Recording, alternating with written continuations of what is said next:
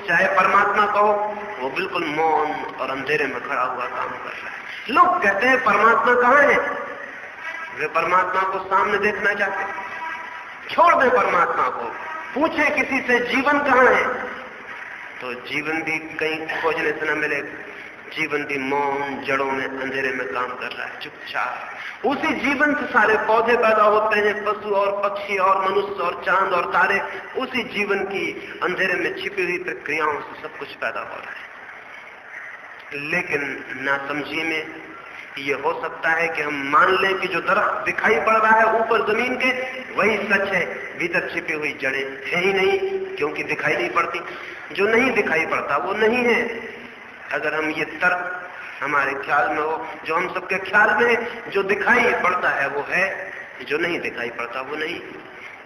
अगर ये ख्याल हमारे ऊपर आ जाए तो फिर हम जड़ों की फिक्र छोड़ देंगे, पौधों की, पत्तों की फिक्र करेंगे, शाखाओं की फिक्र करेंगे। क्या ये पौधा बहुत दिन जिएगा? और अगर जिएगा भी तो रोज रोज कुम्हलाता जाएगा, रोज रोज इसकी हरियाली कम होती जाएगी, रोज रोज इसमें फूल आने कम होते चले जाएंगे।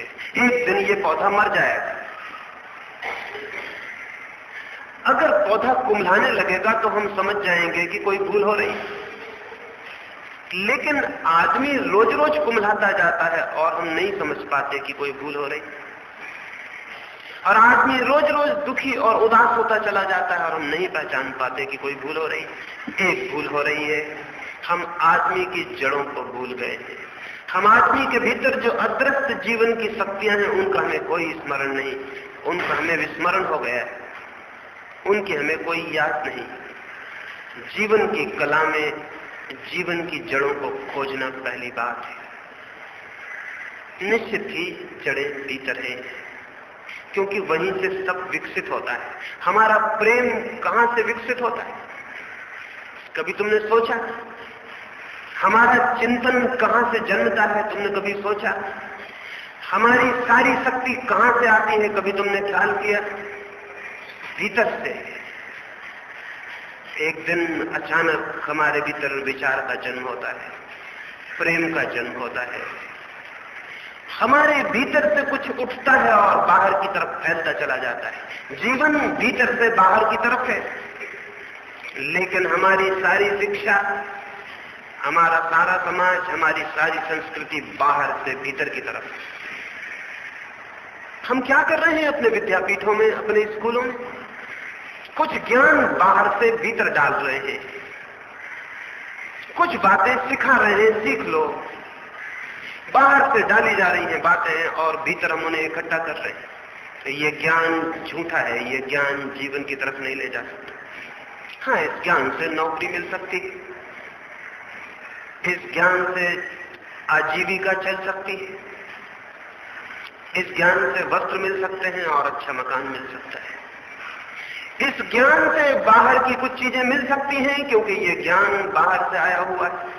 लेकिन इस ज्ञान से भीतर की जड़ें नहीं मिल सकती, मनुष्य की आत्मा नहीं मिल सकती, क्योंकि उसे जानने के लिए उस ज्ञान का भी जन्म होना चाहिए जो भीतर से आता है। इसलिए आदमी एक तरह के बहुत असंतुलित दशा में खड़ा हो गया है। उसका जड़ों से संबंध टूट गया है, वो अपनी ही रूट से टूटा हुआ है, अपनी ही जड़ों से उसका कोई वास्ता नहीं। क्या करें, कैसे हम अपनी जड़ों को खोज पाएं? और अपनी जड़ों को खोज लेना ही आत्मा को खोज लेना है।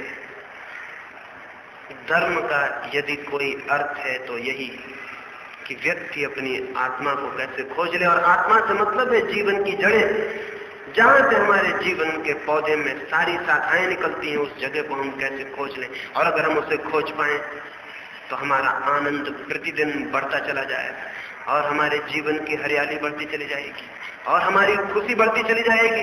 मृत्यु के क्षण में जाकर हम परिपूर्ण जीवन तक पहुंच जाने चाहिए। मरते वक्त आदमी उतना आनंदित होना चाहिए जितना कभी न था। बच्चा पैदा होते से रोता है, अगर न रोए तो माँ बाप फिक्र करते हैं उसे जल्दी से रुला देने की, क्योंकि जो बच्चा नहीं रो रहा है पैदा होते से, शायद वो बच्चा जी नहीं सकेगा, क्योंकि मां से टूट गया। जहां एकदम शांति थी और एकदम मौन था और सब सुख था, वहां से टूट के जो बच्चा नहीं रो रहा है, वो बच्चा या तो बीमार है, उसकी चेतना छीन है, या मर ही चुका है, या जल्दी मर जाएगा। तो उसे जल्दी से रुलाने की कोशिश की जाती है कि वो रोए। बचपन का पहला क्षण रोने से शुरू होता है। मृत्यु का अंतिम क्षण हंसने पर पूरा होना चाहिए। अगर बच्चा रोने से शुरू नहीं करता तो बीमार है, गलत है, मर जाएगा, बचेगा नहीं। और अगर बूढ़ा आदमी हंसते हुए नहीं मरता तो समझना चाहिए वो भी मरा हुआ जिया, वो भी जीवित नहीं था। जन्म की शुरुआत है रुदन, मृत्यु की पूर्णता होनी चाहिए परिपूर्ण हंसी पर। एक फकीर दिन रात हंसा करता था। लोगों ने कभी उसकी आंख में आंसू नहीं देखे, कभी पीड़ा नहीं देखी, कभी उदासी नहीं देखी। फिर उसके मरने का दिन करीब आ गया और उसने अपने मित्रों को इकट्ठा किया, जो बहुत थे, क्योंकि जो आदमी जीवन भर हंसा है उसके मित्रों की कोई कमी रह जाएगी। जो आदमी जिंदगी में रोया है उसके शत्रु तो होंगे, मित्र उसके नहीं होंगे, क्योंकि मित्रता का सेतु तो हंसने से। रोने से तो हम लोगों से टूट जाते हैं। रोते हुए आदमी का कौन मित्र होना चाहता है? हम अपनी ही उदासी से परेशान हैं और एक उदास आदमी को मित्र बनाएंगे तो बोझ और बढ़ जाएगा। रोते हुए आदमियों से कौन संबंध जोड़ना चाहता है? दुखी और उदास और पीड़ित आदमियों को कौन अपने हृदय के निकट लेना चाहता है? इसलिए दुनिया में मैत्री कम होती जाती है, प्रेम कम होता जाता है, क्योंकि हर आदमी उदास और दुखी है। फिर चाहे वो पत्नी हो किसी की, या पति हो, या मित्र हो, या पिता हो, या पुत्र हो, सब उदास है। इसलिए जीवन से मित्रता की सारी सुगंध चली गई, प्रेम का सारा आनंद चला गया। वो आदमी जीवन भर हंसता रहा था, जो भी उसके निकट आया था उसका मित्र हो गया था। तुमने कभी हंसते हुए फूलों से शत्रुता की? कांटों का कोई शत्रु हो सकता है, लेकिन फूलों का कौन होगा शत्रु? और जो आदमी जीवन में आनंदित है वो उस फूल की भांति हो जाता है जिसकी सुगंध सभी को प्रेम में बांध लेती। उस आदमी के सभी मित्र थे। जब उसके मरने की खबर उड़ी तो लाखों लोग उस छोटे से गांव में इकट्ठे होने लगे। और वो सुबह आ गई जब उसने कहा था कि मेरी सांसें समाप्त हो जाएंगी। और शायद तुम्हें ये भी मैं कह दूं कि जो आदमी दुख में जीता है वो मृत्यु से इतना डरा रहता है, इसी कारण उसे अपनी मृत्यु का कोई पता नहीं चल पाता। लेकिन जो परिपूर्ण आनंद में जीता है उसे क्रमशः दिखाई पड़ने लगता है कि अब उसके डूबने का और विदा होने का क्षण आ गया। जैसे नदी जब सागर में गिरने लगती है तो उसे दिखाई पड़ जाता है कि आ गया सागर सामने। ऐसे ही जो आदमी आनंद में जीता है वो जानता है उस क्षण को कि कब उसकी श्वासें बिखर जाएंगी और अनंत में लीन हो जाएंगी, और कब उसके प्राण महाप्राण से जुड़ जाएंगे, कब उसकी नदी सागर में गिर जाएगी। उसे दिखने लगता है, क्योंकि जो आनंदित है, डरा हुआ नहीं है, उसकी आंखें खुली होती हैं। जो डरा हुआ है, भयभीत है, दुख से भरा, उसकी आंखें बंद होती हैं। इसलिए सबसे बड़ी चीज जो दिखाई पड़ जानी चाहिए थी अपनी जीवन सरिता का, परमात्मा के महासागर में मिलने की जो घड़ी, वो भी उसे दिखाई नहीं पड़ती। बंद आंखें कुछ भी नहीं देख सकती, और आंखें आंसुओं से बंद हो जाती है, दुख से बंद हो जाती है। तो वो आदमी को खबर हो गई कि कल सुबह विलीन हो जाएगा। बहुत मित्र उसके इकट्ठे हो गए। उसने उन सारे मित्रों को कहा, मेरे मित्रों, मेरी एक प्रार्थना है। मैंने जीवन भर तुमसे कुछ भी नहीं चाहा, कोई आकांक्षा नहीं की, फिर भी तुमने मुझे बहुत कुछ दिया। मैंने तुमसे मांगा नहीं था, लेकिन मेरी झोली हमेशा भरी रही। सच तो यह है, जो मांगता है उसकी झोली हमेशा खाली रह जाती है, जो नहीं मांगता उसकी झोली भर जाती है। जो नहीं मांगता उसे देने का मन होता है, जो मांगता है उससे बच जाने की इच्छा होती है। इसलिए जीवन में वे लोग बहुत पा जाते हैं जो नहीं मांगते, और वे लोग भिखारी रह जाते हैं जो मांगते हैं। स्मरण रखना इस बात को, जो चीज चाहनी हो उसे मांगना मत। तो उसने कभी नहीं चाहा था, बहुत उसे मिला था। उसने अपने मित्रों से कहा, बहुत तुमने मुझे दिया बिना मांगे, अब एक बात मैं मांगता हूं अंतिम ये मुझे दे देना। मैं मर जाऊं तो मेरे वस्त्र मत बदलना। मैं जो वस्त्र पहन के मरूं उनको ही पहना के तुम मुझे दफना देना। रही स्नान करने की बात, उस मुल्क में भी जहां की ये घटना है, आदमी मर जाता था तो उसे स्नान करवाते थे। उस आदमी ने कहा मैं खुद स्नान किए लेता हूं ताकि तुम्हें स्नान करवाने की तकलीफ न उठानी पड़े, और मेरे कपड़े मत बदलना। उसने स्नान कर लिया, उसने कपड़े पहन लिए और वो लेट रहा, और उसने हाथ जोड़ के अपने मित्रों से विदा ले ली। उसकी आंखों में बड़ी चमक थी, उसके चेहरे पे बड़ी रौनक थी, उसके होठों पे बड़े गीत थे, जैसे वो किसी बड़े मिलन को जाता हो, जैसे मृत्यु नहीं कोई बहुत परिजन से मिलने की यात्रा करता हो। वो चल बसा। उसने चाहा था इसलिए उसके कपड़े न बदले गए। लोग रोने लगे और उदास और दुखी हो गए, और आंसुओं से भरे हुए उसे वे मरघट की तरफ ले गए। जब उसे चिता पर चढ़ाया, आंखों में आंसू थे, हृदय में आह थी, लेकिन जैसे ही उसकी लाश चिता पर चढ़ी, थोड़ी देर में उस मरघट पर जुड़े हुए वो लाखों लोग हंसने लगे। क्या हो गया? मरघट पर कभी कोई हंसा है? लेकिन वो आदमी बड़ा गजब का होगा। उसने अपने वस्त्रों में फुलझड़ी और फटाके छिपा रखे थे। आग लग गई चिता में, फुलझड़ियां फूटने लगी, फटाके आवाज करने लगे, लोग हंसने लगे, और लोगों ने कहा धन्य था वो व्यक्ति, जिया तो हंसता हुआ, मरा तो हंसता हुआ, और हम उसे विदा रोते हुए न दें, इसलिए वो फुलझड़ी और फटाके भी अपने साथ रख के सो गया ताकि हम हंसते हुए उसे विदा दें। जीवन अगर ठीक ठीक हो तो न केवल वो आदमी हंसता हुआ जिएगा, बल्कि उसके जीवन के करीब जो आएंगे वे भी हंसेंगे और खुशी से भर जाएंगे। न केवल वो हंसता हुआ जिएगा बल्कि हंसता हुआ मरेगा, और उसकी मृत्यु भी एक बड़ी पवित्रता और प्रेम की घटना होगी, और उसकी मृत्यु भी एक मंगल वर्षा की तरह जीवन पर छा जाएगी। लेकिन मृत्यु हमारी मंगल वर्षा करे ये तो बहुत दूर, हमारा जीवन ही मंगल वर्षा नहीं कर पाता। ये तो दूर कि हमारी मृत्यु भी लोगों के लिए आनंद की वर्षा बन जाए, हमारा जीवन ही लोगों के लिए आनंद नहीं बन पाता। हमारा जीवन भी दूसरों को दुख देता है। हम जिस ढंग से जीते हैं उस ढंग से हम हर एक को दुख देते हैं जो हमारे निकट आता है। असल में हम गलत जीते हैं, इसलिए हम दुख देंगे ही। तो पहली बात जाननी जरूरी है, जीवन का ठीक ठीक विकास निरंतर आनंद की ओर है, पर वो तभी हो सकता है। पौधे का विकास निरंतर हरियाली, फूल और फल की ओर है, लेकिन वो तभी हो सकता है जब जड़ों से संबंध हो, और जड़ों का ख्याल हो, फिक्र हो, जड़ों को पानी मिले। हमें जड़ों का ख्याल नहीं है।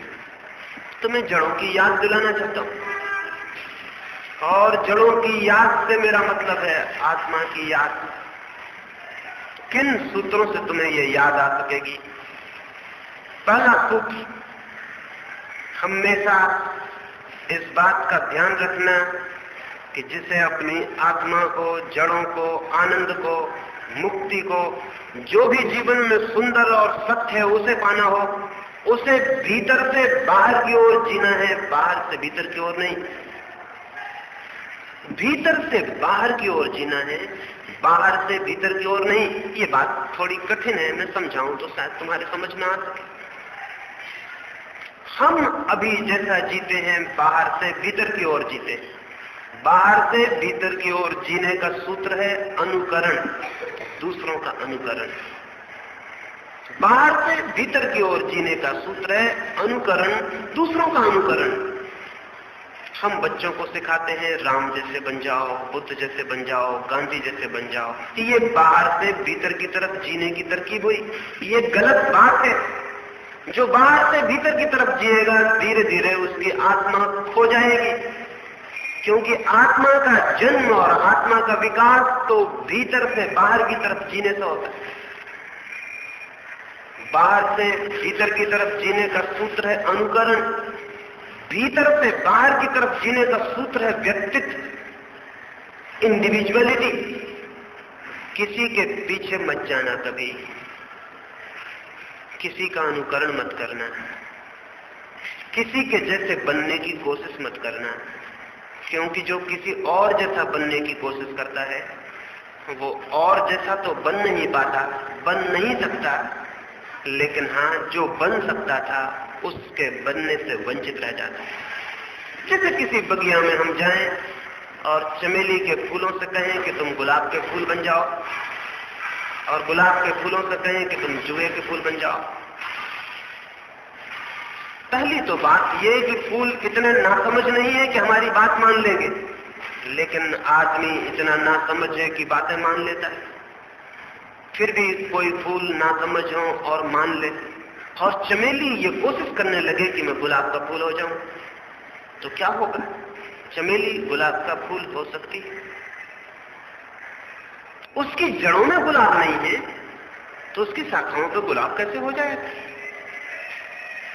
उसकी जड़ों में तो चमेली छिपी और वो कोशिश करेगी गुलाब होने की, और गुलाब होने की कोशिश में अनिवार्य रूप से चमेली होने को दमन करेगी, सप्रेस करेगी कि कहीं मैं चमेली ना हो जाऊं, मुझे गुलाब होना है तो मैं चमेली ना हो जाऊं। इसको दबाएगी दबाएगी और गुलाब होने की कोशिश करेगी। तो गुलाब तो हो नहीं सकती क्योंकि वो उसके जड़ में नहीं, और चमेली वो हो नहीं पाएगी क्योंकि चमेली होने को खुद दबा लेगी। उसमें फूल नहीं लगेंगे, और जब फूल ना लगेंगे तो उसके प्राण इतने तड़फड़ा जाएंगे, इतने आकुल हो उठेंगे कि वो सब तरफ से कुरूप और अगली हो जाएगी, सब तरफ से विकृत हो जाएगी, उसके जीवन का सारा सौंदर्य खो जाएगा।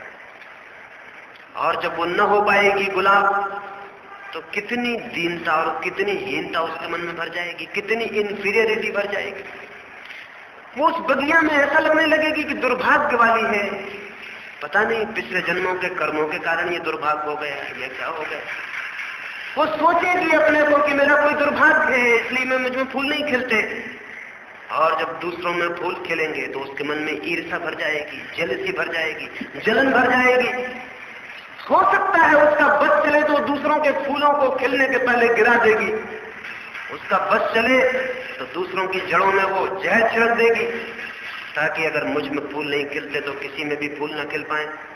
तब ये तो कहा जा सके कि फूल खिलते ही नहीं, इसमें मेरा क्या कसूर। ये उस चमेली की हालत हो जाएगी। यही हम में से बहुत आदमियों की हालत हो गई, क्योंकि हमसे कहा जाता है राम जैसे बन जाओ, बुद्ध जैसे बन जाओ, और पता नहीं हमारे भीतर क्या छिपा हो, और हम किसी और जैसे बनने की कोशिश में लग जाएंगे तो एक बात तय है, जो हमारे भीतर छिपा था वो छिपा ही रह जाएगा, उसके प्रकट होने के द्वार बंद हो जाएंगे। और जो छिपा था वही थी हमारी जड़, वही थी हमारी आत्मा, वही था हमारा व्यक्तित्व। उसकी हत्या हो गई, हत्या नहीं, उसकी हमने आत्महत्या कर ली, अपने हाथ से उसे मार डाला। हम सब आत्महंता हैं, सारी जमीन पर अधिकतम लोग आत्महंता हैं, अपनी हत्या करने वाले लोग हैं, क्योंकि हम सब अपने खिलाफ लड़ते हैं और किसी और जैसे होने की कोशिश करते हैं। आज तक वो शुभ दिन नहीं आ सका कि हम अपने बच्चों से कह सकें कि तुम अपने जैसे बन जाना और किसी जैसे नहीं। जो तुम्हारे भीतर छिपा हो उसे विकसित करना। और क्या तुम्हें पता है कि दुनिया में एक जैसे दो आदमी कभी नहीं होते, हो भी नहीं सकते। राम को हुए कितने हजार वर्ष हो गए, दूसरा राम कहां है? कितने लोगों ने कोशिश नहीं की, लेकिन दूसरा राम कहां है? बुद्ध को हुए कितना समय हुआ, लेकिन दूसरा बुद्ध कहां? क्राइस्ट को हुए कितना समय हुआ, लेकिन दूसरा क्राइस्ट कहां? क्यों नहीं हो सका कोई दूसरा क्राइस्ट? असल में हर आदमी अनूठा है, अद्वितीय है, बेजोड़, यूनिक है। आदमी तो दूर, तुम एक जैसे दो पत्थर भी खोज के नहीं ला सकती। तुम एक बड़े भारी दरख्त पर दो पत्ते भी ठीक एक जैसे नहीं खोज सकती। पत्तों का भी अपना व्यक्तित्व है, कंकड़ों का भी अपना व्यक्तित्व है, हर चीज की अपनी इंडिविजुअलिटी है आदमी को छोड़कर। क्योंकि आदमी दूसरे जैसे होने की कोशिश में अपने व्यक्तित्व को पोंछ बैठा, मिटा बैठा है। उसने अपने हाथ से अपनी शक्ल पर रंग पोत लिया है। वो डरा हुआ है कि कहीं मैं गलत ना हो जाऊं। और हमारी पूरी संस्कृति ये सिखा रही है कि दूसरे जैसे हो जाओ, जैसे दूसरे लोग कपड़े पहनते हैं वैसे कपड़े तुम भी पहनना, जैसे दूसरे लोग चलते हैं तुम भी चलना, जैसे दूसरे लोग बाल बनाते हैं तुम भी बनाना। यहां तक तो बात फिर भी ठीक थी, ठीक तो नहीं है, लेकिन धीरे धीरे हम दूसरों जैसे होने की इतनी आदत में पड़ जाते कि आदमी का व्यक्तित्व खो जाता है, उसका अनूठापन, उसका अपनापन खो जाता है, और उस अनूठेपन में ही उसकी आत्मा थी। मैं तुमसे कहता हूं, दूसरों जैसे होने से बचना, भीड़ से बचना। हमेशा इस कोशिश में मत रहना कि मैं दूसरे जैसा रहूं। दूसरों जैसे रहने में तुम्हारे अपने व्यक्तित्व में जो भी खूबियां थी वो पैदा नहीं हो पाएंगी। और ये बात कपड़ों तक ही सीमित नहीं है, ये बात पूरी आत्मा तक प्रविष्ट हो जाती है। तुम अपने व्यक्तित्व को खोजने की कोशिश करना। तुम पैदा हुई हो तो जरूर परमात्मा ने चाहा है कि कोई नया व्यक्ति पैदा हो। जरूर तुम्हारे भीतर कोई खजाना छिपा दिया है जो प्रकट हो जाए। जरूर तुम्हारे भीतर कोई फूल की पोटेंशियलिटी है, कोई चीज छिपी है जो अभिव्यक्त होना चाहती है। दूसरे जैसे होने की कोशिश में वो पड़ी रह जाएगी, वो खजाना दबा रह जाएगा। इसलिए दुनिया में आत्मीयत रोज रोज कम होती जाती, क्योंकि हमने ये साहस नहीं है कि हम कह सके कि मैं खुद होने को पैदा हुआ हूं, मैं दूसरा जैसा होने से इंकार करता हूं। ये विद्रोह और ये साहस होना चाहिए हर बच्चे में। और जो माँ बाप उस बच्चे को प्रेम करते हैं और जो गुरु उस बच्चे को प्रेम करते हैं, उन्हें कोशिश करनी चाहिए कि वो बच्चा बगावती हो जाए, रिबेलियस हो जाए, वो कन्फर्मिस्ट न हो, वो जैसे दूसरे लोग हैं वैसे होने की कोशिश में न पड़ जाए। ये गुरु का सबसे बड़ा कर्तव्य है और शिक्षालय कि वो हर बच्चे का जो अनूठा व्यक्तित्व है उसको बताता रहे कि तू अनूठा है, अपने अनूठेपन को खोज, उसे विकसित कर, दूसरों की छाया से बच, दूसरों जैसे होने की आकांक्षा से बच। डर मत, हमें डर है, अकेले खड़े होने में डर है, इसलिए तो हम सब एक जैसे कपड़े पहन लेते हैं, एक जैसे बाल बना लेते हैं, एक जैसे गहने खरीद लेते हैं, एक जैसे जूते खरीद लेते हैं। धीरे धीरे हम इतने डर जाते हैं कि अलग खड़े होने में एक डर है, भीड़ के साथ खड़े होने में अच्छा लगता है क्योंकि कोई डर नहीं, जैसा सब है वैसे हमें, उनमें हम खो जाते हैं। लेकिन अनूठे होने में, अपने जैसे होने में एक भय है, कहीं भीड़ नाराज ना हो जाए, कहीं भीड़ इंकार न करने लगे, कहीं भीड़ ये न कहने लगे कि ये आदमी ठीक नहीं है, और भीड़ ऐसा कहेगी और अब तक कहती रही है। क्राइस्ट को सूली पे चढ़ा देती भीड़, क्योंकि क्राइस्ट अलग तरह का आदमी। भीड़ जिस मंदिर में जाती है, क्राइस्ट कहता है गलत है उस मंदिर में जाना, तो ये आदमी अलग तरह का है। भीड़ जिस किताब को पूछती, क्राइस्ट कहता है गलत है वो किताब। भीड़ कहती है जो आदमी एक चांटा मारे, दो चांटे तुम उसको मार देना, जो तुम्हारी एक आंख फोड़े तुम दोनों फोड़ देना। अब क्राइस्ट कहते हैं कि जो तुम्हारे एक गाल पर चांटा मारे, दूसरा उसके सामने कर देना। ये आदमी अलग हो गया, ये भीड़ की भाषा में नहीं बोल रहा है। भीड़ गुस्से में आ जाएगी, क्रोध से भर जाएगी, हत्या कर दो ऐसे आदमी की जो अलग है, क्योंकि ये अलग आदमी भीड़ की सत्ता को इंकार करता है। गांधी को हम गोली मार देते हैं क्योंकि गांधी भीड़ का हिस्सा नहीं है, गांधी अपने तरह का आदमी। सुकरात को हम जहर पिला देते क्योंकि सुकरात भीड़ का हिस्सा नहीं है। लेकिन क्या तुम्हें पता है, दुनिया में जिन लोगों की जिंदगी में भी फूल खिले हैं, वो कोई भी भीड़ के हिस्से नहीं थे। जमीन पर जब भी कोई आदमी पूरा आदमी बना है तो वो भीड़ का हिस्सा नहीं था, वो हमेशा अनूठा था, अपना जैसा था, उसकी कोई जोड़ नहीं थी। इसलिए अगर तुम्हें भी अपने जीवन के फूल खिलाने हो तो ख्याल रखना, भीड़ से बचना और अपने जैसे होना, डरना मत। और अगर हमारे सारे बच्चे इस बात को समझ जाएं तो फिर भीड़ उन्हें परेशान भी ना कर सकेगी, क्योंकि भीड़ कौन बनाता है, हम ही तो भीड़ बनाते हैं।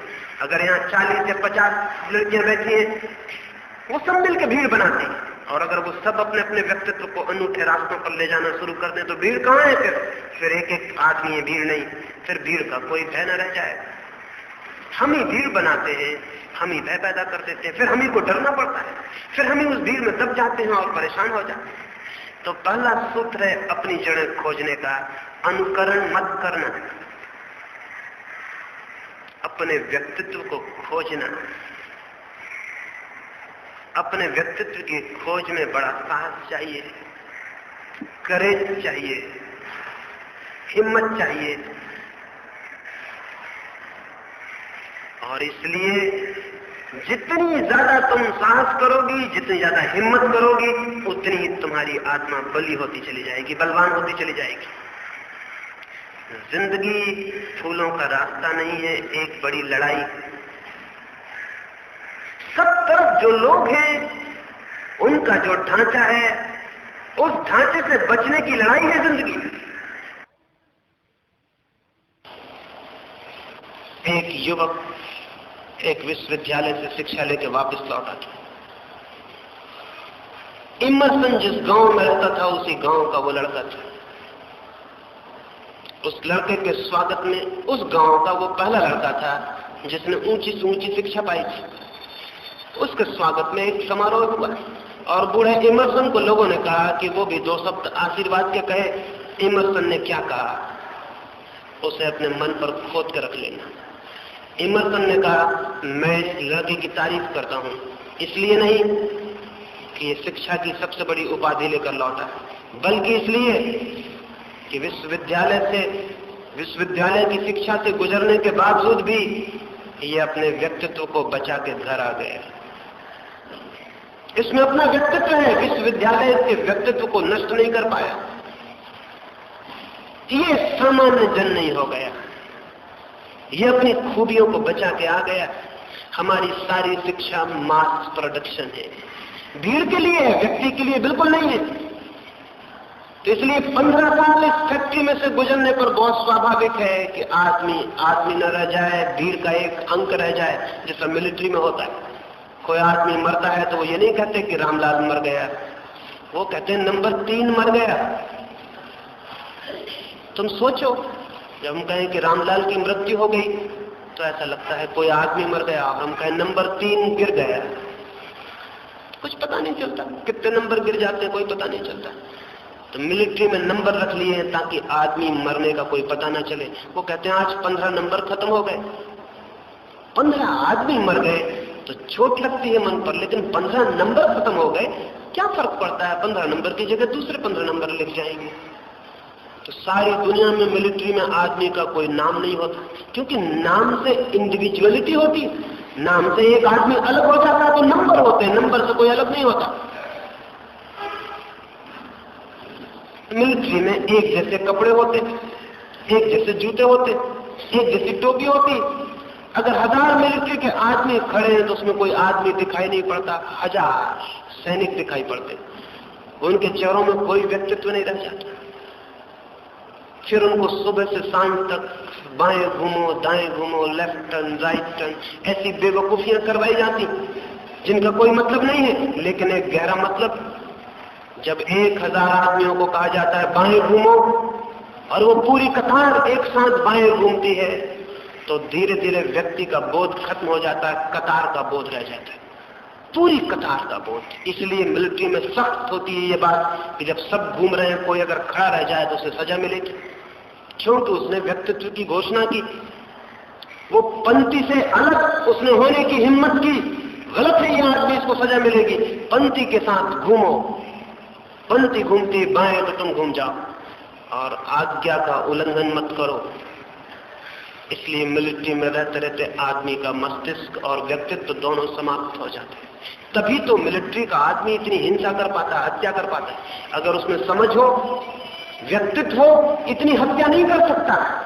जिस आदमी ने हिरोशिमा पर एटम बम गिराया, उससे पीछे किसी ने पूछा कि तुम्हें कुछ लगा नहीं कि तुम क्या कर रहे हो? ये 1 लाख आदमी मर जाएंगे तुम्हारे बम गिराने से। क्या तुम में इतनी हिम्मत ना आई कि तुम कह देते अपने जनरल को कि मैं नहीं गिराऊंगा, चाहे मुझे गोली मार दो, एक ही मरूंगा मैं, 1 लाख आदमी मारने का मैं? उसने कहा ये सवाल ही नहीं उठा। ऑर्डर इज ऑर्डर, आज्ञा आज्ञा है। मुझे तो आदत है, बाएं घूमो तो मैं बाएं घूमता हूँ, दाएं घूमो तो दाएं घूमो। उन्होंने कहा ये बम गिराओ, मुझे ख्याल ही नहीं आया कि क्या मतलब है इसका। मैंने जाके बम गिराया और मैं लौट आया। तुम सोच सकते हो एक आदमी को ये ख्याल भी ना आए इसका क्या परिणाम होगा? 1 लाख लोग, छोटे छोटे बच्चे जो अभी स्कूल से घर लौटे थे, स्त्रियां जो अपने घर में बच्चों के लिए भोजन तैयार कर रही थी, पुरुष जो अपने दफ्तरों से वापस आ रहे थे, किसी को ख्याल भी ना था कि जीवन की अंतिम घड़ी आ गई। वे 1 लाख लोग थोड़े ही क्षणों में राख हो गए। और उस आदमी को जिसने गिराया था न ख्याल आया न विचार आया। विचार आता अगर उसके पास अपनी आत्मा होती, विचार आता अगर उसके पास अपना व्यक्तित्व होता, ख्याल आता उसे, और अगर उसमें थोड़ी भी मनुष्यता होती तो वो कहता गोली मार दो मुझे, लेकिन मैं ये नहीं गिरा। लेकिन नहीं, 10 साल लेफ्ट राइट करते करते, एक से कपड़े पहने हुए पंक्ति में घूमते घूमते वो भूल गया कि मैं भी हूं, कोई सवाल न रहा उसके होने का। धीरे धीरे दुनिया में जैसा मिलिट्री कैंप में होता है, पूरी दुनिया में, पूरे समाज में हुआ जा रहा है। हमको पता भी नहीं चल रहा कि हम भी एक बड़े मिलिट्री कैंप के हिस्से होते जा रहे हैं। हम सब भी सैनिकों की भांति होते जा रहे हैं। एक से कपड़े, एक सी शिक्षा, एक सा उठना और बैठना, एक सी कवायद, सब एक सा। फिर धीरे धीरे वो जो अनूठी आत्मा है वो कैसे विकसित हो, वो नहीं होगी। इसलिए पहला सूत्र है अनुकरण मत करना।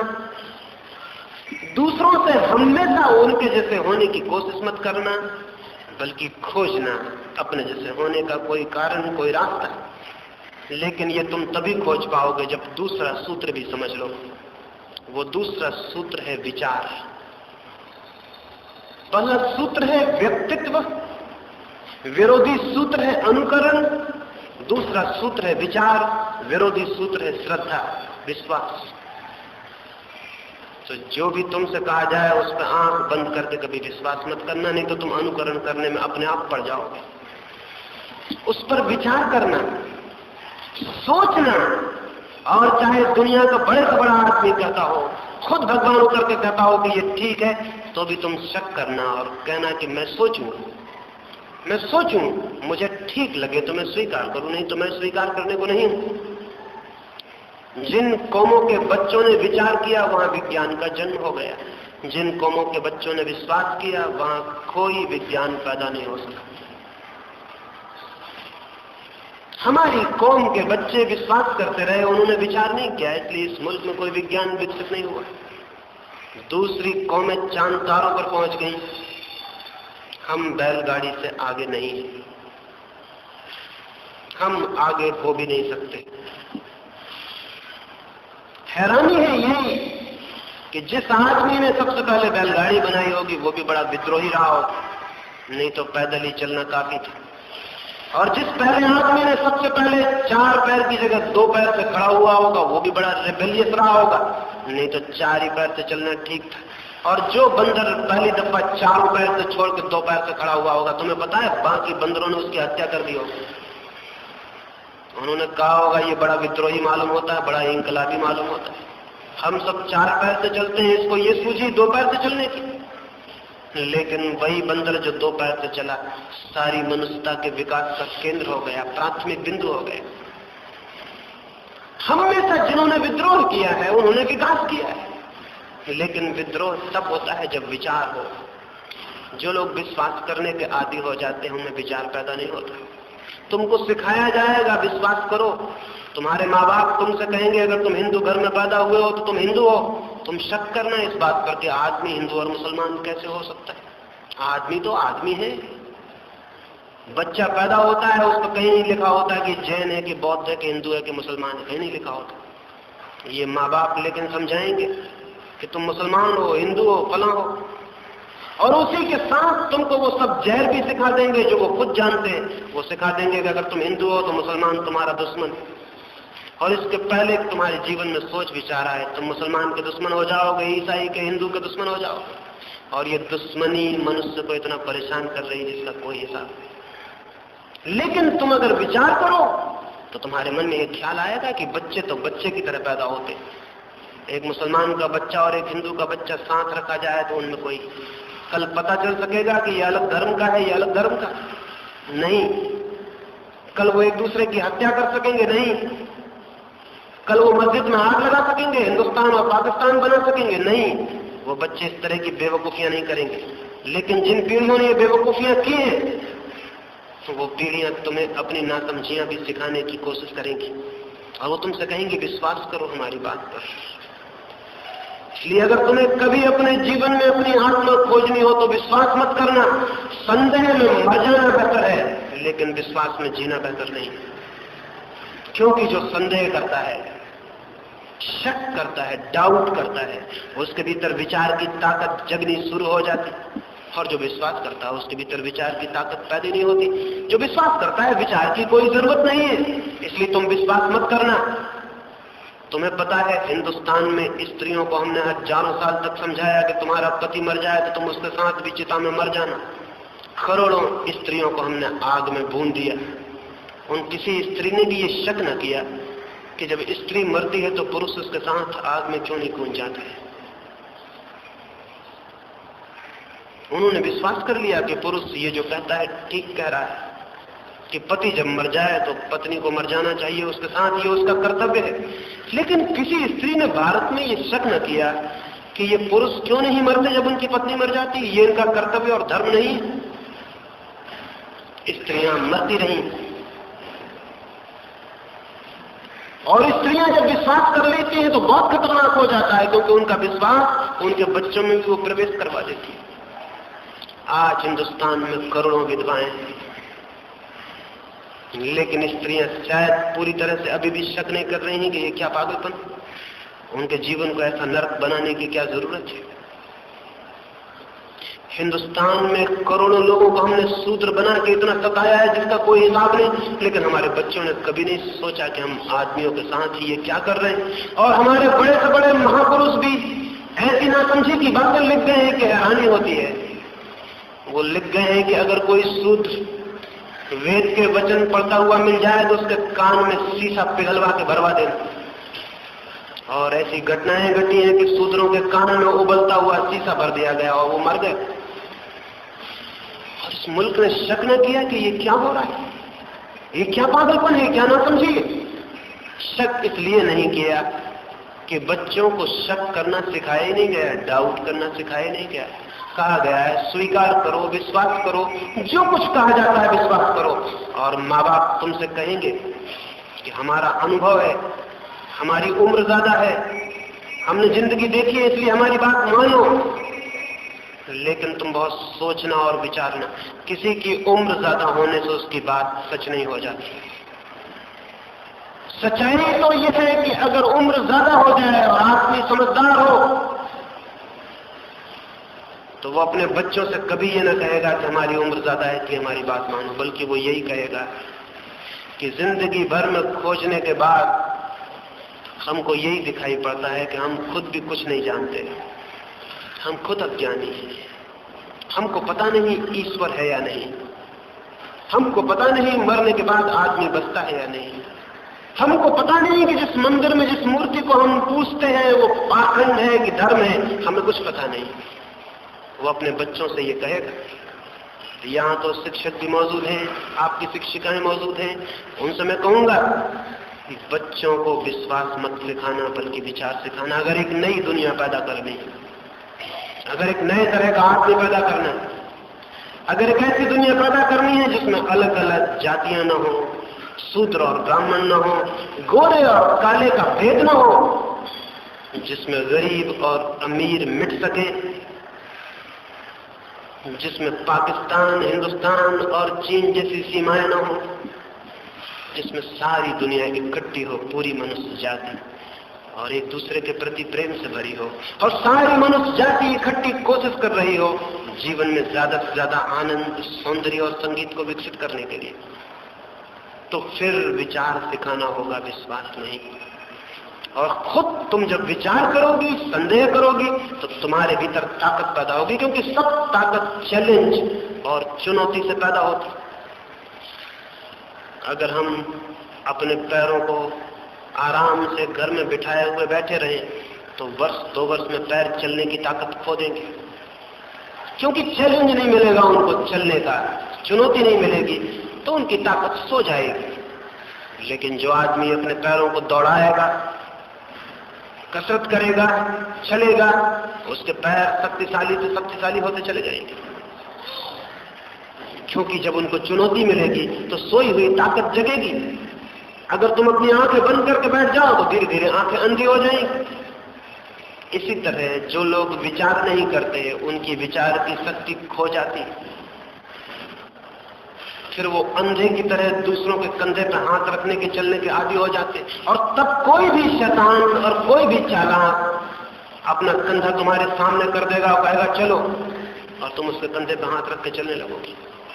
हिटलर ने जर्मनी में लोगों को सिखाया यहूदियों की हत्या कर दो, क्योंकि यहूदियों के पाप के कारण हमारा मुल्क विकास नहीं कर रहा है। बिल्कुल ही अजीब, नासमझी से भरी हुई बात, लेकिन जर्मनी कौम विश्वास करने की आदी थी।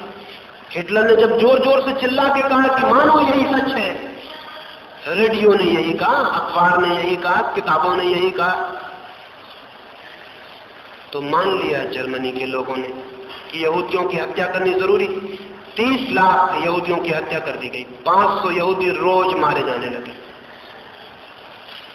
हैरानी होती है हमें। जिन्ना ने मुसलमानों को कह दिया इस्लाम खतरे में, और मुसलमान राजी हो गए कि इस्लाम खतरे में, और हिंदुस्तान में लाखों लोगों की हत्या हो गई, जमीन कट गई, पाकिस्तान बन गया, हिंदुस्तान बन गया। कोई कुछ कह दे, लेकिन जो आदि है विश्वास करने के, हम मानने को राजी हो जाएंगे कि ठीक है। बच्चों को सिखाना है विचार करना, ताकि कल कोई जिन्ना, कल कोई हिटलर, कोई मुसोलिनी, कोई स्टालिन इन बच्चों को बर्बाद न कर सके और इनसे कुछ ऐसा काम न करवा सके जो अब तक करवाया जाता रहा। 5000 सालों में 15,000 युद्ध लड़े गए, 15,000 युद्ध, और 15,000 युद्धों में क्या हुआ है उसकी हम कल्पना भी नहीं कर सकते। ये तभी बंद हो सकता है जब हम विचार करना सिखाएं। विचार सीखो और लड़ना सीखो, डरो मत। माँ बाप से बहुत सी बातों में लड़ना होगा, क्योंकि माँ बाप ने जो दुनिया बनाई वो गलत थी। शिक्षकों से लड़ना होगा, क्योंकि उन्होंने जो दुनिया बनाई वो गलत थी। अगर उन्होंने फिर तुमको भी वैसे राजी कर लिया जैसे वो है, तो फिर रिपीटिशन होगा, वही दुनिया फिर दौड़ जाएगी, फिर एक नई दुनिया पैदा नहीं हो सकेगी। इसलिए जो तुम्हें प्रेम करते हैं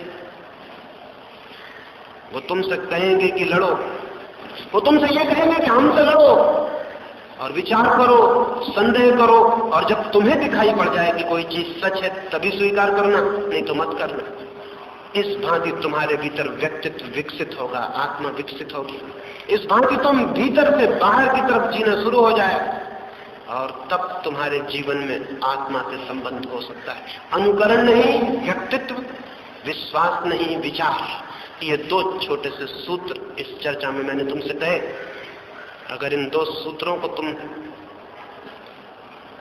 सोच सको और तुम्हारे ख्याल में आ जाए, क्योंकि मेरी बात विश्वास मत करना, क्योंकि मैं तो शिक्षक हो गया, यहां तुमसे इतनी बातें कर रहा हूं तो शिक्षक हो गया, और मैं खुद भी दूसरी पीढ़ी का हो गया, तुम तो उसके बाद की पीढ़ी हो।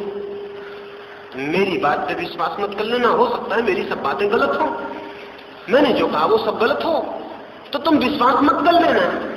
सोचना, लड़ने की कोशिश करना, मैंने जो कहा है मन में उसका विरोध करना, संदेह करना, तोड़ना, तर्क करना। और अगर तुम्हारे सारे तर्क और विचार करने के बाद तुम्हें कोई चीज ठीक दिखाई पड़ जाएगी, वो तुम्हारी जिंदगी को बदल देगी। तुम और तरह के जीवन के रास्ते पर गति करने लगोगी। और अगर हिम्मत से कोई, साहस से कोई अपने जीवन पर प्रयोग करता चला जाए, व्यक्तित्व को निखारता चला जाए, तो जैसे पत्थर से मूर्तियां बन जाती हैं, ऐसे ही हमारे सामान्य जीवन से एक विशिष्ट जीवन का जन्म हो जाता है। सभी पत्थर एक जैसे हैं, लेकिन एक कारीगर एक पत्थर को उठा लेता है और छेनी से, हथौड़ी से उसको तोड़ने लगता है, किनारे गिराने लगता है, और धीरे धीरे उस पत्थर से एक खूबसूरत मूर्ति निकल आती है। सबकी जिंदगी एक पत्थर की भांति है, लेकिन जो अपनी जिंदगी पर कारीगर बन जाता है और छेनी उठा लेता है और तोड़ने लगता है, जो गलत है उसे अलग करने लगता है, जो ठीक है उसे विकसित करने लगता है, धीरे धीरे उसका जीवन एक मूर्ति बन जाती है। और वो मूर्ति बन जाना ही, उसको बना लेने की व्यवस्था को ही मैंने जीवन की कला कहा। इस जीवन की कला के 2 सूत्र तुमसे कहे और एक आधार बताया, उनको मैं फिर से दोहरा दूं।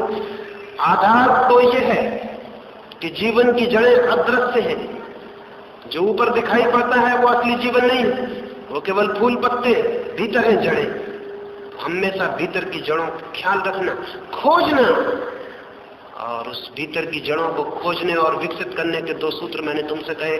किसी के पीछे मत जाना, कभी किसी को फॉलो मत करना, कभी किसी को नेता स्वीकार मत करना, कभी किसी को गुरु मत बनाना। खोजना, जीना, सीखना, सब तरफ से सीखना, लेकिन किसी के अंधेपन में पीछे मत चलना, क्योंकि नेताओं ने दुनिया को इतने गड्ढे में पहुंचा दिया है कि अगर तुम आगे भी किसी के पीछे चले तो दुनिया हो सकती है उस बड़े गड्ढे में पहुंच जाए जिसको वो तीसरा महायुद्ध कहते हैं, और उसमें सब खत्म हो जाए। किसी के फॉलोअर मत बनना, अनुयायी मत बनना। अपने को खोजना, अपने को खड़ा करना और विश्वास मत करना, क्योंकि विश्वास किया तो अनुयायी बन जाओगे, अनुकरण करने लगोगे। विचार करना, और जो जितना ज्यादा विचार करता है उतना ही बड़ा मनुष्यता उसके भीतर विकसित होती है। एक छोटी सी अंतिम बात और मैं अपनी चर्चा पूरी करूंगा। एक छोटे से स्कूल में एक अध्यापक ने बच्चों से पूछा कि एक मकान के बाहर छोटी सी बागुड़ में, छोटे से घेरे में, फेंसिंग के भीतर 12 भेड़ें बंद हैं। अगर उनमें से 6 भेड़ें छलांग लगा के बाहर निकल जाएं तो पीछे कितनी भेड़ें बचेंगी? एक छोटे से बच्चे ने हाथ हिलाया। शिक्षक ने पूछा कितनी है? उसने कहा बिल्कुल भी नहीं। शिक्षक ने कहा गलत, तुम्हें इतनी भी समझ नहीं आती। मैंने कहा 12 भेड़ें बंद है, 6 बाहर निकल जाएं, पीछे कितनी बचेंगी? उस बच्चे ने कहा गणित तो मुझे ज्यादा नहीं आता, लेकिन भेड़ों को मैं अच्छी तरह जानता हूँ। भेड़ें मेरे घर में है, अगर 6 भेड़ें कूद गई, 6 तो बहुत ज्यादा हो गई, अगर 1 भेड़ कूद गई तो बाकी 11 भी कूद जाएंगी, पीछे कोई नहीं बचेगा। भेड़ें अनुगमन करती, एक दूसरे के पीछे चलती, कन्फर्मिस्ट होती। आदमी भेड़ नहीं है। आदमियत किसी के पीछे नहीं चलती, अपना रास्ता बनाती और चलती है। वही है गौरव मनुष्य का कि अपना रास्ता बनाओ और चलो। पिटे पिटाए रास्तों पर कमजोर और काहिल और सुस्त लोग चलते हैं। जिनके भीतर थोड़ा भी बल है वे अपना रास्ता बनाते हैं और उस पर चलते हैं, और उसी चलने से वो एक दिन वहां पहुंचते हैं जहां उन्हें उनकी आत्मा का अनुभव, उनके भीतर जो छिपा था वो प्रकट हो जाता है, और उससे वो जानते हैं वही प्रकटीकरण परमात्मा है। तो तुम भेड़ मत बनना, आदमी बनना। इसके लिए मैंने थोड़ी सी ये बातें कही। भेड़ बनना हो बड़ी सरल बात है, कठिन नहीं। आदमी बनना हो बड़ी कठिन, बहुत आर्डुअस, बहुत श्रम साध्य बात है। फिर तुम्हारी मर्जी, भेड़ बनना हो तो तुम बन सकती हो। सारा समाज, सारी शिक्षा यही कोशिश कर रही है कि बन जाओ। सारे पॉलिटिशियन, सारे राजनीतिक, सारे नेता कोशिश कर रहे हैं भेड़ बन जाओ। इसलिए भेड़ बनने में तुम्हें कोई तकलीफ ना होगी, सारा समाज तुम्हें बनाने की कोशिश कर रहा है। लेकिन आदमी अगर तुम्हें बनना है तो तुम्ही को मेहनत करनी पड़ेगी, किसी दूसरे का सहारा नहीं है, कोई तुम्हें दूसरा सहारा देने को नहीं है। लेकिन अगर तुम्हारे भीतर थोड़ी भी चेतना हो, थोड़ा भी जीवन हो, तो तुम्हारे पूरे प्राण इंकार करेंगे कि भेड़ हम नहीं बनना चाहते। अगर मैं भी पूछूं कि तुम में से कितने भेड़ बनना चाहते हैं तो एक भी हाथ ऊपर नहीं उठेगा। कि उठ सकता है? नहीं, तुम्हारे प्राण इंकार करेंगे कि भेड़ हम नहीं बनना चाहते। पर इतना काफी नहीं है आदमी बनने की कोशिश भी करना। वो कोशिश कैसे हो सकती है उसकी थोड़ी सी बातें, 2 सूत्र मैंने तुमसे कहे। मेरी बातों को इतने प्रेम और शांति से सुना, उसके लिए बहुत बहुत अनुग्रहित सबके भीतर बैठे परमात्मा को प्रणाम करता हूँ। मेरे प्रणाम को अंत में स्वीकार करना। ओशो, नारी और क्रांति, a talk given in Bhavnagar, India, discourse number 4.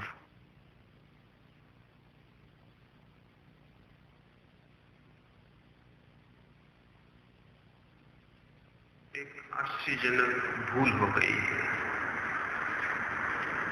मनुष्य की पूरी सभ्यता, संस्कृति उसी भूल के ऊपर खड़ी है, और इसीलिए हजारों साल के श्रम के बाद भी न तो एक ऐसा समाज बन पाया जो सुख और शांति के केंद्र पर निर्मित हो, और न हम ऐसे मनुष्य को जन्म दे पाए जो कि जीवन की धन्यता को और आनंद को अनुभव कर सके। एक अत्यंत उदास, हारा हुआ, दुखी मनुष्य पैदा हुआ है और एक ऐसा समाज पैदा हुआ है जो प्रतिपल युद्धों से, संघर्षों से और विनाश से गुजरता रहा है। कोई 3000 वर्ष के इतिहास में आदमी ने 15,000 युद्ध लड़े। 3000 वर्षों में 15,000 युद्ध, प्रतिवर्ष 5 युद्धों का संघर्ष चलता रहा है। अगर मनुष्य के सारे इतिहास का जोड़ किया जाए तो 15 वर्षों में 1 वर्ष शांति का होता है, 14 वर्ष युद्धों के होते हैं। थोड़ा विचारने जैसा है कि आदमी इतने युद्धों से क्यों गुजरा। जरूर मनुष्य के निर्माण में कोई बुनियादी भूल हो गई है। इतनी हिंसा से आदमी को क्यों निरंतर गुजरना पड़ा। पिछले 2 महायुद्ध तो हम सबके सामने, उनकी स्मृति अभी भूल भी नहीं पाई। पहले महायुद्ध में 5 करोड़ लोगों की हत्या हुई, दूसरे महायुद्ध में 10 करोड़ लोगों की हत्या हुई। इतना बड़ा विनाश हुआ कि दूसरे महायुद्ध के बाद लोग सोचते थे कि अब कभी कोई युद्ध नहीं होगा, लेकिन फिर तीसरे युद्ध की तैयारी शुरू हो गई। और तीसरे युद्ध में जो होगा वो कहना बहुत कठिन है। आइंस्टीन से मरने के पहले किसी ने पूछा कि तीसरे महायुद्ध में क्या होगा। आइंस्टीन ने कहा कहना कठिन है, तीसरे के संबंध में कुछ भी बताना मुश्किल है, लेकिन चौथे के संबंध में मैं कुछ बता सकता हूं। पूछने वाला हैरान हुआ होगा, क्योंकि जो तीसरे के संबंध में न बताया जा सके तो चौथे के संबंध में क्या बताया जा सकता है। उसने पूछा आश्चर्य है, आप चौथे के संबंध में क्या बता सकते हैं। आइंस्टीन ने कहा एक बात निश्चित है कि चौथा महायुद्ध कभी नहीं होगा, क्योंकि तीसरे महायुद्ध के बाद किसी मनुष्य के बचने की कोई संभावना नहीं। तीसरा महायुद्ध सारी मनुष्य जाति का विनाश बनेगा। सारी मनुष्य जाति का विनाश बनता तो भी ठीक है, लेकिन उसके साथ ही सारे पशुओं, सारे पौधों का विनाश भी बनेगा। जीवन मात्र नष्ट हो जाएगा तीसरा महायुद्ध यदि होता है। आदमी ने युद्ध के संबंध में इतना विकास कर लिया है, मृत्यु के संबंध में हमने इतनी साधन सामग्री जुटा ली, लेकिन जीवन के संबंध में हम बहुत निरीह, दयनीय और दरिद्र हैं। मृत्यु का इतना आयोजन है और जीवन को जीने की कोई कला विकसित नहीं हो पाई। मैं थोड़ी सी कल्पना देना चाहूंगा कि अगर तीसरा महायुद्ध होगा तो क्या होगा। दूसरे महायुद्ध में हिरोशिमा और नागासाकी के तुमने नाम सुने होंगे, वहां अणुबम गिराया गया। एक अणुबम से हिरोशिमा में 1 लाख लोगों की थोड़ी ही घड़ियों में हत्या हो गई। उनमें तुम जैसे स्कूल में पढ़ने वाले बच्चे और बच्चियां भी थी। उनमें तुम्हारे जैसे शिक्षक भी थे जो स्कूल में बच्चों को निर्मित करने में जीवन अपना खपा रहे। एक छोटी लड़की अपना होमवर्क करने के लिए अपना बस्ता लेकर अपने घर की दूसरी मंजिल में जा रही थी। बीच की सीढ़ियों पर अपने बस्ते को हाथ में लिए और एक हाथ में लालटेन लिए हुए ऊपर चढ़ रही थी। उसी समय एटम गिरा। वो बच्ची वहीं सूख के अपने बस्ते के साथ दीवार से चिपक गई। किसी मित्र ने मुझे उसका चित्र भेजा। वो होमवर्क अधूरा रह गया। उस बच्ची को कल्पना भी नहीं थी, किसी को कल्पना नहीं थी कि थोड़ी ही घड़ियों में जो भी वहां थे वो सभी सूख के समाप्त हो जाएंगे। 1 लाख आदमी एक बम से मरे। 20 वर्षों में वो बम बच्चों का खिलौना सिद्ध हो गया है। अब इतने बड़े बम विकसित हुए हैं कि हिरोशिमा जैसा नगर बहुत छोटा है, बंबई जैसे बड़े नगर पर, न्यूयॉर्क जैसे बड़े नगर पर एक बम पर्याप्त होगा 40 लाख, 50 लाख, 1 करोड़ आदमियों की हत्या के लिए। सभी जानते हैं, हम घरों में पानी गर्म करते हैं, 100 डिग्री पर पानी गर्म होता है तो भाप बनना शुरू हो जाता है। अगर उस उबलते हुए पानी में तुम सब किसी बच्चे को उसमें डाल दिया जाए तो उसके प्राणों को क्या होगा? 100 डिग्री में उबलते हुए पानी में तुम्हें डाल दिया जाए तो क्या होगा? लेकिन तुम्हें शायद पता ना हो कि 100 डिग्री कोई बहुत बड़ी गर्मी नहीं है। 1500 डिग्री गर्मी पर लोहा पिघल के पानी हो जाता है। अगर उस पिघले हुए लोहे में तुम्हें डाल दिया जाए तो क्या होगा?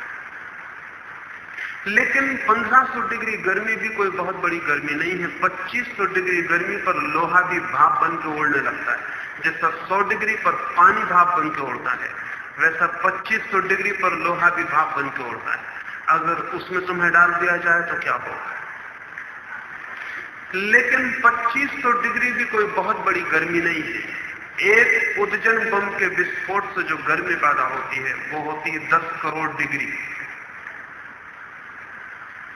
एक नगर पर जब एक उद्जन बम गिरेगा तो 10 करोड़ डिग्री गर्मी पैदा होगी। 2500 डिग्री पर लोहा भाप बन जाता है तो 10 करोड़ डिग्री पर क्या होगा? यह गर्मी उतनी ही होगी जितनी सूरज के ऊपर है। सूरज हमसे कितने दूर है? सूरज हमसे कोई 9 करोड़ मील दूर है। ये 9 करोड़ मील दूर सूरज थोड़ा ही पास आ जाता है। जैसे अभी भावनगर के पास आ गया तो हम गर्मी से परेशान हो जाते हैं। अगर ये सूरज ठेठ तुम्हारे घर में आ जाए तो क्या होगा? उद्जन बम के गिरने से यही होगा कि सूरज तुम्हारे घर में आ जाए। 10 करोड़ डिग्री की गर्मी तुम्हारे घर में जल उठेगी। उतनी गर्मी में किसी तरह के जीवन के बचने की कोई संभावना नहीं। भूल चूक से भी कोई नहीं बच सकता है। फिर ये गर्मी कोई छोटी मोटी जगह में पैदा नहीं होगी। एक उद्जन बम से जो गर्मी पैदा होगी उसका घेरा होगा 40,000 वर्ग मील। 40,000 वर्ग मील का स्थान 10 करोड़ डिग्री गर्मी की भट्टी बन जाएगा। पौधे, पक्षी, आदमी, छोटे छोटे कीटाणु सभी उसमें जल के राख हो जाएंगे। ऐसे उद्जन बम 50,000 तैयार करके आदमी ने रख लिए। 50,000 उद्जन बम ज्यादा है। ये पृथ्वी छोटी है। इस तरह की 7 पृथ्वियों को नष्ट करने के लिए काफी है। या तुम ऐसा समझ सकते हो कि आदमियों की संख्या अभी कम है, शायद इसीलिए राजनीतिक युद्ध के लिए थोड़ी प्रतीक्षा कर रहे हैं कि संख्या थोड़ी पूरी हो जाए। 21 अरब आदमी मारने का इंतजाम कर लिया है, अभी संख्या 3 अरब ही है। या ऐसा समझ सकते हो कि अगर एक एक आदमी को हमें 7-7 बार मारना पड़े तो हमने व्यवस्था कर ली। हालांकि एक आदमी एक ही बार में मर जाता है, 7 बार मारने की कोई जरूरत नहीं पड़ती। लेकिन राजनीतिक सोचते हैं कोई भूल चूक हो जाए और कोई जिंदा बच जाए तो ठीक नहीं। एक आदमी एक बार बच जाएगा मरने से, दोबारा मार सकते हैं, तिबारा मार सकते हैं, 7 बार मार सकते हैं। इतना विनाश, इतनी घृणा और इतनी हिंसा जिस सभ्यता में पैदा होती हो, उस सभ्यता में कोई न कोई भूल होनी चाहिए। एक छोटी सी कहानी से मैं इस बात को तुम्हें समझाने की कोशिश करूं कि ये कैसी बीमारी से भरी हुई, विक्षिप्तता से भरी हुई सभ्यता हमने पैदा कर ली। और निश्चित ही सभ्यता को निर्मित करती है शिक्षा। सभ्य और असभ्य आदमी में अगर कोई फर्क है तो शिक्षा का फर्क है। अगर सभ्यता रुग्ण और बीमार है तो शिक्षा रुग्ण और बीमार होगी ही। अगर मनुष्य की ऐसी विकृति हो गई है तो पीछे जो शिक्षा दी जा रही वो बुनियादी रूप से भूल भरी होनी चाहिए, क्योंकि उसी शिक्षा से गुजर के ऐसा आदमी पैदा हो रहा है। ये आश्चर्य की बात है, अशिक्षित आदमी इतना खतरनाक नहीं था। और यहां तक संभावनाएं पैदा हो गई हैं कि पश्चिम के बहुत बड़े विचारक D.H. लॉरेंस ने यह सुझाव दिया है कि अगर 100 वर्षों के लिए सारी दुनिया के सब शिक्षालय बंद कर दिए जाएं तो ही आदमी को बचाया जा सकता, अन्यथा नहीं बचाया जा सकता।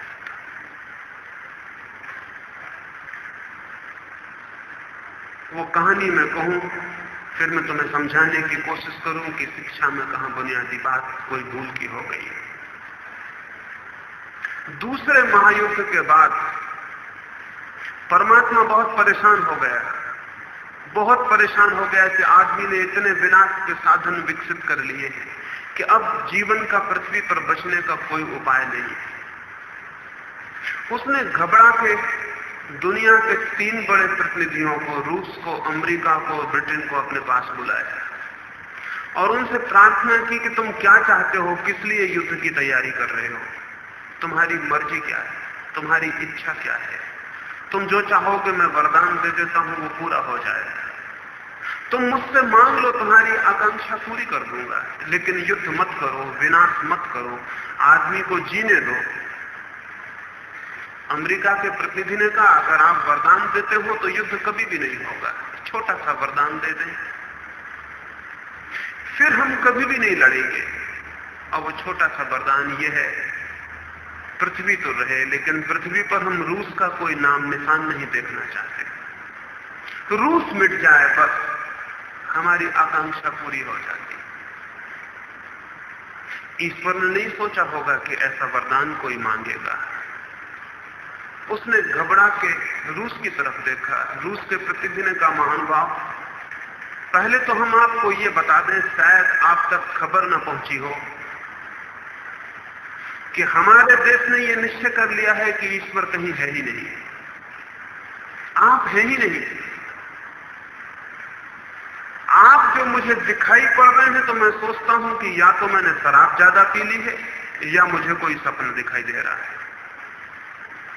फिर भी हम आपकी पूजा दोबारा शुरू कर देंगे अपने देश में। हमारे मंदिरों में, चर्चों में आपकी मूर्तियां फिर से बिठा देंगे, फिर से दिए जलाएंगे और फूल चढ़ाएंगे, अगर एक इच्छा हमारी पूरी हो जाए। दुनिया के नक्शे पर हम अमेरिका के लिए कोई रंग रेखा नहीं देखना चाहते। अमेरिका ना रहे फिर कोई युद्ध की जरूरत नहीं है। और ये भी हम आपको सचेत कर दें कि अगर आपने वरदान ना दिया तो घबराने की कोई बात नहीं। हमने तय कर रखा है, हम बिना वरदान के भी अमेरिका को मिटा के ही रहेंगे। और हमने इस शर्त पर भी तय कर रखा है कि चाहे हम खुद भी मिट जाएं मिटाने में, लेकिन हम पीछे हटने वाले नहीं। ईश्वर ने बहुत घबरा के ब्रिटेन की तरफ देखा और ब्रिटेन के प्रतिनिधि ने जो कहा वो तुम अपने मन में बहुत संभाल के रख लेना। ब्रिटेन के प्रतिनिधि ने परमात्मा के पैरों पर सिर रख दिया और कहा, हे प्रभु, हमारी अपनी कोई आकांक्षा नहीं, इन दोनों की आकांक्षाएं एक साथ पूरी कर दी जाएं, हमारी आकांक्षा पूरी हो जाए। हम अलग से कुछ भी नहीं मांगते हैं, इन दोनों ने जो मांगा है आप पूरा कर दें, हमारी इच्छा अपने आप पूरी हो जाए। ये जो कहानी कल्पित ही है, लेकिन हम सबके मन की दशा भी यही है। सारी मनुष्य जात की मन की दशा ये है। हम जैसे एक दूसरे के विनाश के लिए आतुर हो उठे। कोई पूछे कि ये आतुरता क्यों है,